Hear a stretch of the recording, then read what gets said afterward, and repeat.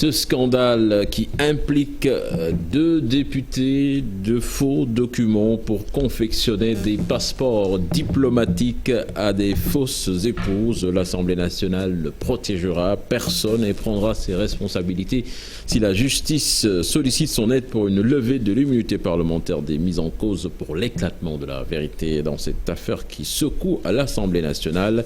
Les députés cités dans cette affaire sont Boubacar Biaye et Mamadou Sall de Benno Bokk-Yakaar. Plus de détails dans cet élément signé à Pape Faraning et Ahmadouba. L'Assemblée nationale ne protégera personne dans le souci de faire éclater la vérité. Le groupe que je dirige, qui est le groupe Benno Bokk-Yakaar, ne protégera personne. À chaque fois que la justice a eu à nous demander de faire un acte par rapport à l'éclaircissement d'une procédure judiciaire, nous avons été présents et nous continuerons d'être présents. Avoir des passeports de manière frauduleuse et anormale. Nous qui sommes du groupe de l'opposition, nous allons nous réunir pour voir notre position et nous allons contacter le groupe de la majorité pour éclairer la lanterne des Sénégalais. L'image de certains députés est parfois écornée par ces genres de scandales et souvent ceux de la majorité y sont cités. Il y a des députés qui sont mauvais et qui nuisent la réputation des représentants du peuple. Maintenant, nos épouses ne peuvent plus avoir des passeports diplomatiques et cela est anormal. Vraiment, c'est très vilain. La justice doit faire son travail. Et ceux qui font la magouille doivent être jugés. Les populations aussi doivent savoir que ce ne sont pas les députés de l'opposition qui font ces magouilles. Alors que l'affaire est pendante devant la justice, les parlementaires appellent à la retenue. Parce que, comme je l'ai dit, le principe de la présomption d'innocence, c'est quelque chose de capital, c'est quelque chose de fondamental. Dans un pays où les règles de démocratie fonctionnent, je pense qu'il faut s'en arrêter là. Après l'affaire des faux billets de banque, l'Assemblée vient d'être secouée par les faux passeports diplomatiques, une affaire qui risque de ternir l'image de marque de l'hémicycle. Et puis le rappeur Kilif, lui, est également placé en garde à vue pour escroquerie au visa et trafic. Cela fait suite à son audition à la division des investigations criminelles. C'était hier. Nous parlons politique à présent. Gumsebop, la coalition dirigée par Bougane Gueye Dany, sort de Yewwi Askan Wi, a lancé la semaine dernière, après avoir émis des réserves lors du lancement que les membres fondateurs l'ont imposé de signer ou de quitter, dit-il. Il a donc opté pour la dernière. Bougane ne compte pas répondre à ses détracteurs concernant son alliance avec le chef de l'État. Je propose de l'écouter. Ses propos sont recueillis par Habib Faye et Mardien.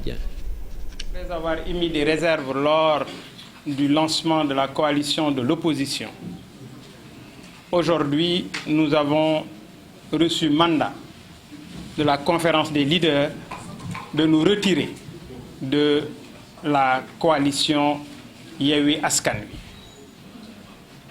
Tout simplement parce que nous avons décrié beaucoup de choses, notamment beaucoup de manque de transparence en ce qui concerne le choix du nom, en ce qui concerne les logos, en ce qui concerne les couleurs qui ont été utilisées pour cette coalition.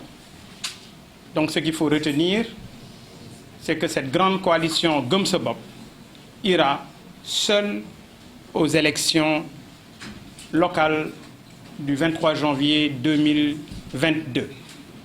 Si j'étais véritablement un pion, comme ils le disent, j'aurais préféré rester dans la coalition. Mais je dis encore une fois, je suis libre. Et vous savez, c'est difficile. Diallo me disait tout de suite la provenance de ces accusations. Et je trouve que c'est des accusations non fondées. Mais nous savons exactement d'où ça vient. Nous savons d'où ça vient. Voilà. Je préfère les ignorer royalement. Et Askanui, de son côté, avait déjà rejeté à l'unanimité les réserves de Bougane Gueye Dany sur le logo et les couleurs. La conférence des leaders, dans un communiqué qui nous est parvenu, appelle au dépassement et à la recherche du consensus dans les investitures.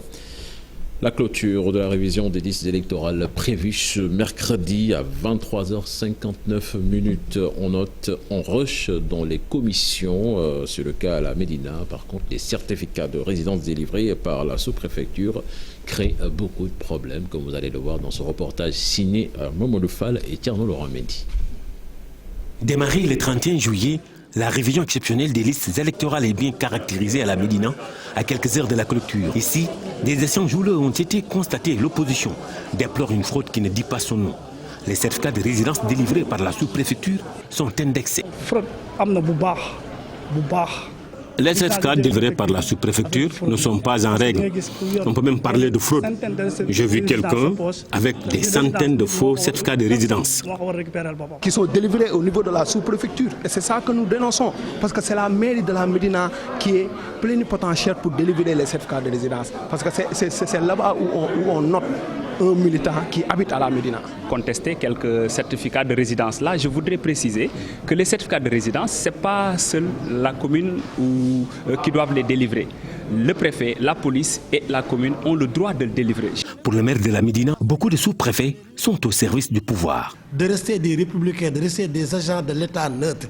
Mais beaucoup de sous-préfets ne sont pas neutres, ils sont au service du parti au pouvoir. Ce qui n'est pas normal. Et vous les maires, ne l'acceptez pas. Ne l'acceptez pas. N'acceptez pas que des sous-préfets soient les complices des candidats du parti au pouvoir pour délivrer des certificats de résidence, soit vierges, soit des gens qui n'habitent même pas à la région de Dakar. Refusez. En tout cas, la Sénat, elle joue bien son rôle, selon le président de la commission de la Médina. Les certificats de résidence venant du sous-préfet Djibi Diallo sont dûment signés par lui ou son adjoint. Les certificats de résidence de Michel le maire sont dûment signés par Michel le maire ou son représentant. Donc, si quelqu'un vient avec son certificat de résidence, je ne peux que l'inscrire sur les listes électorales. Les élections locales et départementales semblent avoir des enjeux majeurs à la Médina. Des centaines de jeunes ont pris d'assaut les commissions pour s'inscrire. Même constat à la sous-préfecture de Saint-Louis également, où les populations ont pris d'assaut la préfecture ce mardi. 4 966 personnes se sont inscrites ou ont demandé des modifications sur leur lieu de vote. Ousseynou Diop, Habib Seck. À 2 jours de la clôture des inscriptions sur les listes électorales, les Saint-Louisiens ont pris d'assaut la préfecture. Sur place, les opérations se déroulent normalement, mais là où dans la journée la commission recevait moins de 100 personnes, le nombre est passé au triple ce mardi à quelques heures de la clôture. J'étais en voyage et j'ai reçu l'information à 2 jours de la clôture. C'est pourquoi je suis en retard. Pour les autres, certainement, ils voulaient attendre le dernier jour. C'est une habitude des Sénégalais. Pour certains, beaucoup n'ont pas reçu la bonne information, alors que d'autres citoyens tardent à s'inscrire par manque de temps. Aujourd'hui, j'ai vu qu'il y a eu beaucoup de monde, mais à mon avis, les gens n'ont pas eu la bonne information avant. Certainement, beaucoup pensaient que c'est sur plusieurs mois. Le rush noté à quelques heures de la clôture de la révision exceptionnelle sur les listes électorales pousse les partis de l'opposition à demander une dérogation. Une demande formulée par le mandataire du Parti démocratique sénégalais. Effectivement, cette inscription, ne serait-ce qu'encore pour 2 semaines, pour permettre effectivement les gens qui sont effectivement à Saint-Louis et qui veulent s'inscrire, de s'inscrire massivement. Au total, le département de Saint-Louis a enregistré 4 966 opérations. 4 966 opérations, nous avons enregistré 3 136 inscrits. Donc 1826 modifications, 3 changements de statut et une radiation. La révision sur les listes électorales sera clôturée ce mercredi sur toute l'étendue du territoire national. Mais pour le dernier jour, les commissions risquent d'être débordées. Déjà ce mardi, plusieurs personnes n'ont pas pu s'inscrire à cause du nombre pléthorique de citoyens venus se conformer au processus électoral. La baisse des prix de certaines denrées annoncées par le ministère du Commerce est-elle effective dans les lieux de commerce? À Tilène, en tout cas, acheteurs et vendeurs ne parlent pas le même langage. Si certains consommateurs exigent l'application des nouveaux prix homologués, les commerçants disent attendre l'écoulement de leur stock avant de se conformer à la mesure. Une situation que dénoncent les consommateurs qui demandent à l'autorité de sévir. Reportage signé sur place Fatimata Touré avec les images de Tierno Laurent Mendy. Dans ce lieu de commerce, des affiches montrant les nouveaux prix campent le décor devant les boutiques. Nous sommes au marché Tilène. Ici, malgré l'entrée en vigueur de la mesure, l'application souffre d'effectivité au grand regret des consommateurs trouvés sur place. Les prix ne sont pas du tout revus à la baisse chez les commerçants.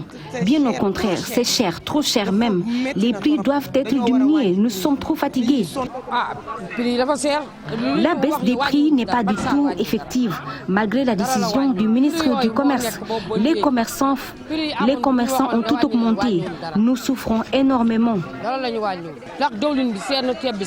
Ces dames, très en colère, soutiennent que la thèse selon laquelle les commerçants veulent finir d'abord leur stock de marchandises n'est que pur prétexte. Les commerçants ne devaient pas prendre comme prétexte l'achat de leur stock de marchandises à un prix élevé pour ne pas appliquer la décision du ministre. Ce qu'ils font est malhonnête. Les commerçants font du forcing. Ils n'ont aucun droit d'augmenter les prix. Ils doivent appliquer les prix affichés devant leur boutique. Leur stock, ils l'avaient acheté à des prix normaux. Pourquoi vouloir augmenter? Elle appelle l'État à prendre ses responsabilités. Même si les prix sont revus à la baisse, ils sont toujours chers. Même si les prix sont revus à la baisse, ils sont toujours élevés. Nous demandons au ministre du Commerce de faire un effort. Le contrôle des prix doit être fait constamment, comme auparavant. L'État devait engager des personnes qui feront le travail pour aider à réguler le secteur. La fixation des nouveaux prix de certaines denrées par le ministère du Commerce suscite une polémique entre vendeurs et acheteurs. Les consommateurs souhaitent une solution pérenne concernant la hausse des prix de denrées alimentaires. Puis retenez que le Magal Touba de cette année sera célébré le 26 septembre prochain. Le croissant lunaire a été aperçu ce mardi 1er du mois musulman Safar. L'actualité internationale à présent qui nous mène en Guinée, 2 jours après la prise de pouvoir, 3 jours plus tôt par les forces spéciales. Le nouvel homme fort de la Guinée pose ses pions. Acte 1, le démantèlement des postes avancés mis en place depuis 2018 par le président Condé. Les forces spéciales promettent aussi la libération des prisonniers politiques. C'est un récit signé Aminata Mbaresso. C'est un des actes qui marque la fin du règne d'Alpha Condé. Les forces spéciales ont annoncé à la télévision nationale le démarrage du démantèlement des postes avancés ce mardi. Le président déchu Alpha Condé avait érigé ces postes avancés en 2018 pour faciliter une intervention rapide des forces de l'ordre en cas de manifestation contre un 3e mandat. Ces postes avancés étaient d'ailleurs visibles sur plusieurs axes stratégiques de la capitale Conakry. Avec leur destruction, c'était un des symboles du régime d'Alpha Condé qui tombe. Autre annonce forte des putschistes, la libération des prisonniers politiques. Mamadi Doumbouya et sa nouvelle équipe s'engagent à libérer dans les plus brefs délais les opposants politiques arrêtés par le président Alpha Condé. Une demande pressante du Front national pour la défense de la Constitution. D'ailleurs, ils indiquent que des discussions sur les modalités de libération de ces prisonniers politiques sont en cours entre le Front national de défense de la Constitution et le ministère de la Justice guinéenne. C'est historique avec l'ouverture du procès des attentats du 13 novembre 2015. 20 accusés sont jugés à partir de ce mercredi devant la cour d'assises spécialement composée de Paris 6 ans après les attaques terroristes survenues au Stade de France sur plusieurs terrasses parisiennes et au Bataclan. Le procès est prévu donc jusqu'au 25 mai au moins. Parlons football à présent avec la deuxième journée des éliminatoires de la Coupe du Monde Qatar 2022. L'équipe nationale du Sénégal enchaîne. Elle a ramené de Brazzaville une victoire de 3-1 devant le Congo. Un succès qui permet aux Lions de conserver la place de leader du groupe H. Cher Sadibou Boudiara.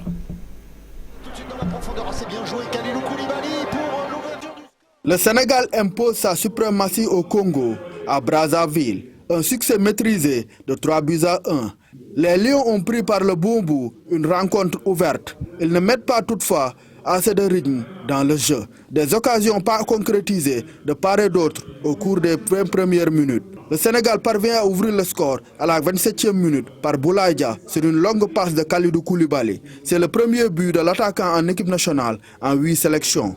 Une libération pour les protégés du sélectionneur Aliou Cissé qui tente de tuer le match. Mais contre le cours du jeu, le Congo obtient un penalty à la 45e minute.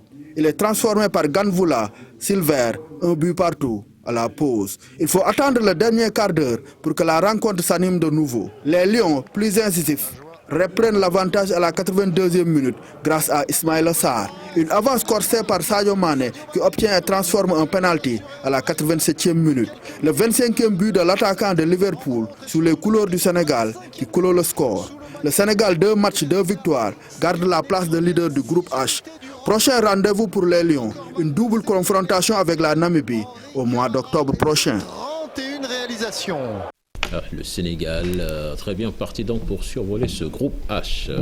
Voilà Fatih, c'était là l'essentiel de la première tasse actu de ce matin. Merci beaucoup cher Tidiane pour le premier bulletin de la journée et puis nous irons à Brazza.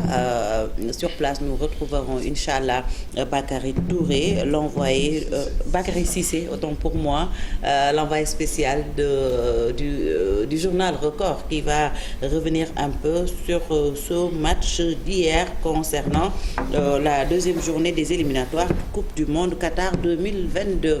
Et puis le Sénégal qui garde sa place de leader dans le groupe H. C'est cela, Mortala? Oui, c'est ça. Alors, la revue des titres, il y a un Touré dans l'équipe, pas grave. Il y a un Touré, Balou Touré. Ouais, d'accord, c'est pour ça que j'ai dit Bakary Touré, c'est Bakary Cissé.